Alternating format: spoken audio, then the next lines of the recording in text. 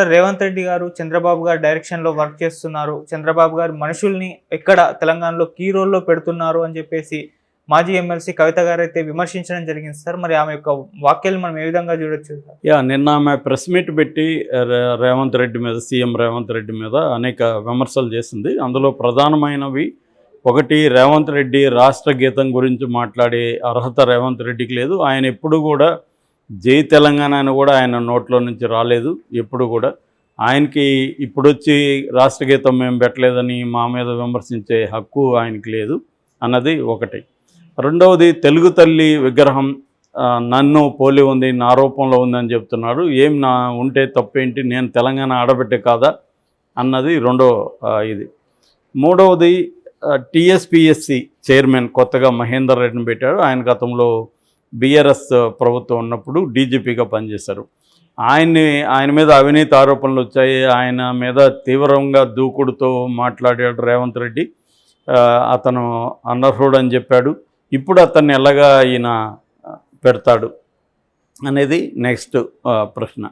దాని తర్వాత విద్యుత్ రంగం కంప్లీట్గా ఆల్రెడీ నాశనం అయిపోయింది. కోతలు మొదలైనవి. హైదరాబాద్లో ఇప్పుడే ఇంకా సమ్మర్ రాలేదు, అప్పటికే 3 నుంచి 4 గంటల కోతలు విధిస్తూ ఉన్నారు. సో మేము ముందే చెప్పాం, మా పార్టీ వెళ్ళిపోయి కాంగ్రెస్ ప్రభుత్వం వస్తే కంప్లీట్గా అంధకారంలోకి వెళ్ళిపోతున్న రాష్ట్రము, వాళ్ళు విద్యుత్ ఇవ్వలేరు అనేది మేము చెప్పాము. అలాగే జరిగింది అనేది ఇంకొక అంశం. ఇంకా నెక్స్ట్ అంశం వచ్చి సిబిఎన్ డైరెక్షన్లో ఇతను పనిచేస్తున్నాడు. చంద్రబాబు డైరెక్షన్లో రేవంత్ రెడ్డి పనిచేస్తున్నాడు. చంద్రబాబు రేవంత్ రెడ్డికి గురువు. సో ఆ గురువు చెప్పినట్టు వింటున్నాడు. గురువు చెప్పిన వాళ్ళకే పదవులు ఇస్తున్నాడు. సో ఓటుకు నోటు కేసులో ఎవరైతే వాదించారో ఆ లాయర్లకు అందరికీ గవర్నమెంట్ తరపున జీతాలు ఇస్తున్నాడు. ఇదంతా కూడా గురువు డైరెక్షన్లో జరుగుతుంది. అట్లాగే విద్యుత్ రంగంలో డైరెక్టర్లంతా కూడా ఆంధ్ర వాళ్ళని తీసుకొచ్చి నియమించారు. సో వాళ్ళు ఏం చేస్తారు, అసలు ఇంకా అసెంబ్లీ అడ్వైజర్గా ఆంధ్ర అతన్ని నియమించాడు అనేది ఆమె ప్రధానంగా చెప్పింది. అయితే అసెంబ్లీ సెక్రటరీగా సూర్యదేవర ప్రసన్న కుమార్ని నియమించింది ఇక్కడ రేవంత్ రెడ్డి ప్రభుత్వం. సూర్యదేవర ప్రసన్న కుమార్ గతంలో లోక్సభ స్పీకర్కి అడ్వైజర్గా ఉన్నాడు. రాజ్యసభలోనూ అలాగే పనిచేశాడు. తర్వాత లోక్సభ టీవీ ఎస్టాబ్లిష్ చేయడంలో, దాన్ని డెవలప్ చేయడంలో కూడా ఈయన పాత్ర చాలా ఉంది. అట్లాగే సుప్రీంకోర్టులో కూడా వివిధ పదవుల్లో ఆయన పనిచేశాడు. చాలా హైలీ ఎక్స్పీరియన్స్డ్ మ్యాన్.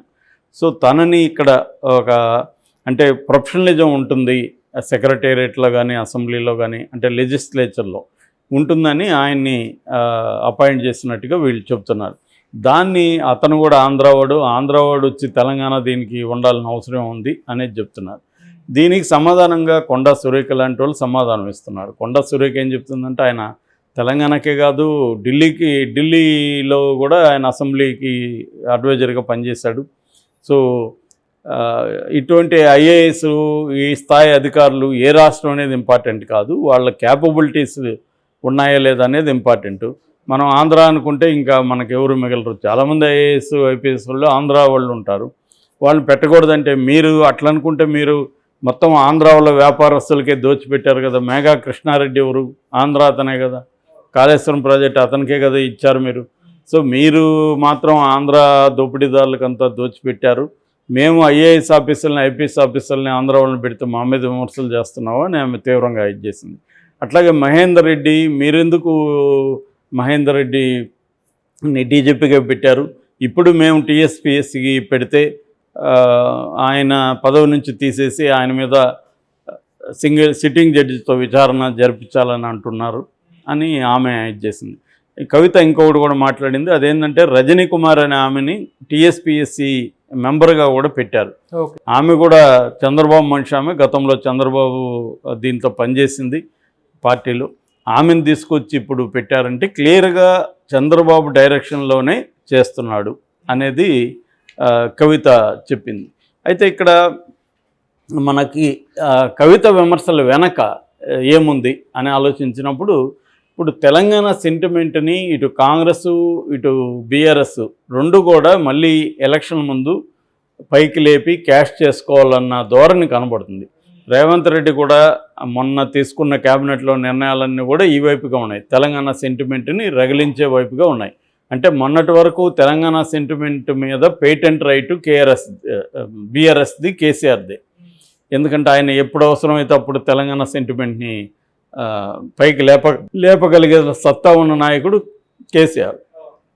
దాన్ని గుర్తించాడు రేవంత్ రెడ్డి. గుర్తించి ఇప్పుడు నీ వేలుతోని నీ కన్ను పొడుస్తా అన్న ఒక మెథడ్లో రేవంత్ రెడ్డి కూడా తెలంగాణ సెంటిమెంట్ని రగిలించే దానికోసం రకరకాల పద్ధతుల్లో ట్రై చేస్తున్నారు. అందులో ఒకటి ఏంటంటే తెలంగాణ గీతం పెట్టడం, తెలంగాణ తల్లి విగ్రహం కవితలాగా ఉంది కాబట్టి మార్చడం, తర్వాత ఈ KRMB Krishna river water management board ఏదైతే ఉందో, Krishna river water management board, ఆ బోర్డుకి కొన్ని ప్రాజెక్టులని, ఉమ్మడి ప్రాజెక్టులను అప్పగించారు.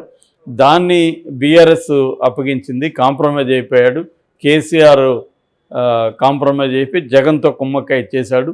అందుకనే జగన్ అక్కడికి రాగలిగాడు, పోలీసులను పంపించగలిగాడు. ఇప్పుడు కాంగ్రెస్ ప్రభుత్వం ఉంది, ఇప్పుడు దమ్ముంటే జగన్ రమ్మను అనేది కూడా రెచ్చగొడుతున్నాడు. అంటే వాటర్ విషయంలో, తెలంగాణ సింబల్స్ విషయంలో, అట్లాగే తెలంగాణకు సంబంధించిన కోదండరామిరెడ్డి లాంటి వాళ్ళని పైకి తీసుకురావడం విషయంలో రేవంత్ రెడ్డి కూడా కేసీఆర్కి పోటీగా దీన్ని ఉపయోగించుకుంటున్నాడు, తెలంగాణ సెంటిమెంట్ని. ఈ కాంటెక్స్లో బీఆర్ఎస్ హుషారైంది. బీఆర్ఎస్ ఇది మా పేటెంట్ కదా తెలంగాణ సెంటిమెంట్ని, నువ్వెలా ఉపయోగించుకుంటావు అన్నట్టుగా బీఆర్ఎస్ కౌంటర్ అటాక్ మొదలుపెట్టింది. సో అందుకనే కేసీఆర్ కూడా రంగంలోకి దిగాడు. అసలు ఈ రేవంత్ రెడ్డికి అనుభవం లేదు, ఏమీ లేదు, వీళ్ళకి ఏం తెలియదు, ఇతను కేఆర్ఎంబికి ఇచ్చింది ఇతనే, ఇతను అలాగే ఇచ్చేస్తే మన రాష్ట్ర ప్రయోజనాలు సర్వనాశనం అయిపోతాయి. అందుకని అతను 13వ తేదీ నల్గొండలో పెద్ద బహిరంగ సభ ఏర్పాటు చేస్తున్నాడు. అట్లాగే ఆ నీటి పరివాహక ప్రాంతాల్లో ఎవరెవరు ఉన్నారో వాళ్ళందరితో కూడా సమావేశమయ్యాడు కేసీఆర్. అంటే మళ్ళీ వాటర్ ఇష్యూని బేస్ చేసుకొని తెలంగాణ ఆంధ్ర మధ్య గొడవల్ని పెంచి దాన్ని తమకు ఉపయోగించుకోవాలని రెండు వర్గాలు కూడా భావిస్తున్నారు. ముందు నుంచి కూడా తెలంగాణలో వీళ్ళకి ఇబ్బందులు వచ్చినప్పుడు ఆంధ్రాని భూతంగా చూపించి ఆంధ్ర మీద తెలంగాణ ప్రజల్ని రెచ్చగొట్టి, సో తెలంగాణని మేము ఆంధ్ర ప్రజల నుంచి కాపాడేది మేమే అని చెప్పి బీఆర్ఎస్ ఎప్పటి నుంచో చేస్తుంది. కానీ అధికారంలోకి వచ్చినాక ఆంధ్రప్రదేశ్కి సంబంధించిన అనేక మంది కాంట్రాక్టులు వాళ్ళకందరికీ ఇక్కడ రెడ్ కార్పెట్, గ్రీన్ కార్పెట్లు, అన్ని కార్పెట్లు పరిచి వాళ్ళని ఆహ్వానించి చేసింది మళ్ళీ వీళ్ళే. రేపేమి ఇప్పుడు మరి రేవంత్ రెడ్డి ప్రభుత్వం కూడా ఆంధ్ర వాళ్ళకి ఏం చెప్పినట్టుగా పెద్ద పదవులు ఇవ్వకుండా ఉన్నారా? రేపు పొద్దున వాళ్ళ కాంట్రాక్టులు వద్దని చెప్పబోతున్నారా? ఇదేం జరగదు.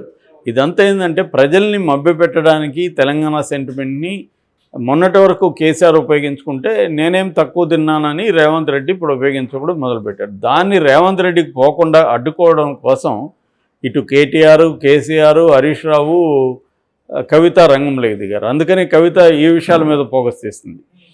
ఎక్కడెక్కడ ఆంధ్ర అధికారులు ఉన్నారు వాళ్ళ మీద ఫోకస్ చేయడం, వాళ్ళని రేవంత్ రెడ్డి పెట్టాడని చెప్పడం. రెండోది రేవంత్ రెడ్డి చంద్రబాబు మనిషి అనేది మళ్ళీ ప్రొజెక్ట్ చేయడం. నిజానికి ఇది ఫెయిల్ అయింది. ఆల్రెడీ అసెంబ్లీ ఎన్నికల్లో కూడా ఇదే నెరేటివ్ని వాళ్ళు తీసుకొచ్చారు. రేవంత్ రెడ్డి చంద్రబాబు మనిషి, చంద్రబాబు సపోర్ట్ చేస్తున్నాడు, రేపు గవర్నమెంట్ వచ్చినా కూడా చంద్రబాబు కంట్రోల్లో ఉంటుందని. రేవంత్ రెడ్డి నిజానికి ఏమి సర్వస్వతంత్రుడు కాదు. అతను కాంగ్రెస్ పార్టీలో ముఖ్యమంత్రి. కాంగ్రెస్ పార్టీలో ముఖ్యమంత్రులు ఎప్పుడు కూడా కాంగ్రెస్ అధిష్టానం చేతిలో ఉంటుంది తప్ప పక్క రాష్ట్రంలో ఇంకొక ముఖ్యమంత్రి చేతిలోనో లేకపోతే ప్రతిపక్ష నాయకుడి చేతిలోనే ఉండడాన్ని వాళ్ళు ఎందుకు ఒప్పుకుంటారు? క్లియర్గా ఏంటంటే రేవంత్ రెడ్డి చేసే ఏ పని వెనకైనా కేంద్ర అధిష్టాన యొక్క ఆశీర్వాదాలు, వాళ్ళ ప్రయోజనాలే ఉంటాయి తప్ప రేవంత్ రెడ్డి సొంత ప్రయోజనాల కోసం ఎంతో కొంత అలో చేస్తారు కానీ మొత్తం పార్టీకే ఇబ్బంది వచ్చే విధంగా అలో చేయరు. సో ఇక్కడ క్లియర్గా ఏంటంటే తెలంగాణ సెంటిమెంట్ని ఎవరు వాడుకోవాలనే దాని మీద వీళ్ళిద్దరి మధ్య పోటీ స్టార్ట్ అయింది.